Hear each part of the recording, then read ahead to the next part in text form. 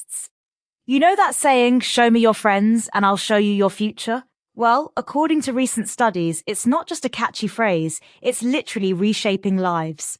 Today, we're diving deep into the art of choosing godly friends and why it might be the most important decision you're not thinking about enough. And it's fascinating how the Bible addresses this thousands of years before social science caught up. Proverbs 13:20 puts it plainly, walk with the wise and become wise. Associate with fools and get in trouble. That's pretty direct, isn't it? Absolutely. And you know what's interesting? In Hebrew, the word for friend, chaver, is actually related to both love and obligation. It suggests that true friendship isn't just about hanging out, it's about mutual commitment to growth. Wait, so you're saying there's this built-in responsibility element to biblical friendship? Exactly. And Proverbs 27:17 captures this perfectly. As iron sharpens iron, so one person sharpens another. It's about mutual growth and improvement. You know, I saw this fascinating National Geographic program that really illustrates this principle. Oh? Tell me more. Well, in the Serengeti, lions never attack the main wildebeest herd. They wait for one to stray away, seeking greener grass somewhere else. That's when they strike. That's a powerful metaphor for spiritual life. When we isolate ourselves from godly community, we become vulnerable. So what are the key signs of a godly friend? What should people be looking for?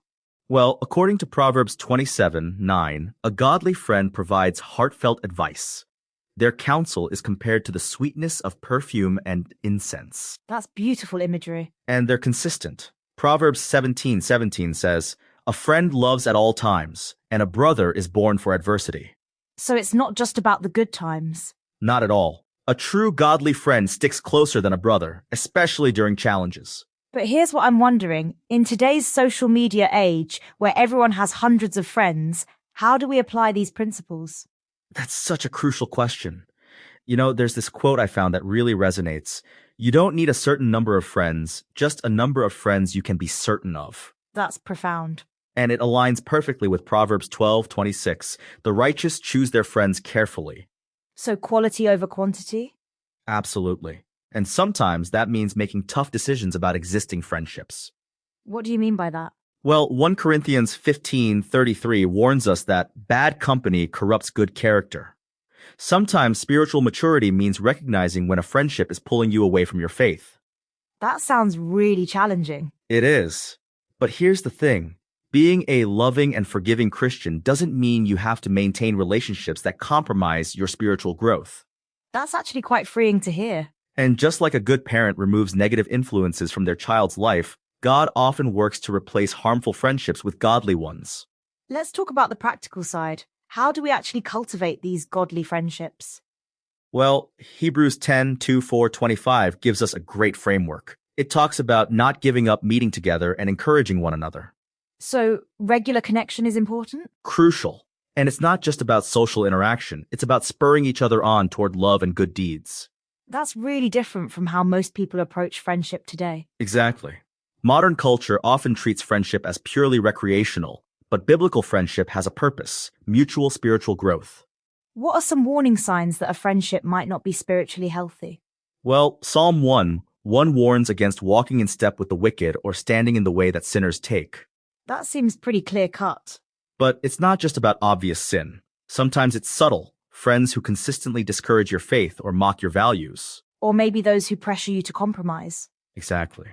Proverbs 24:1 specifically says, do not envy the wicked, do not desire their company. You know what's interesting? This all seems to point to friendship as an active choice rather than just something that happens to us. That's such an important observation.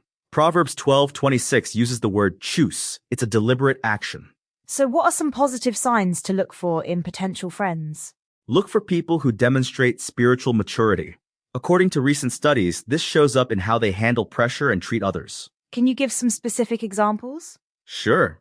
They're positive under pressure, sensitive to people's needs, and they've mastered their speech. These are all biblical markers of maturity. That last one about speech, that's interesting. Yes, Ephesians 4:29 talks about only letting helpful words come out of our mouths, words that build others up. So a godly friend would be someone who consistently speaks life into your situation? Exactly.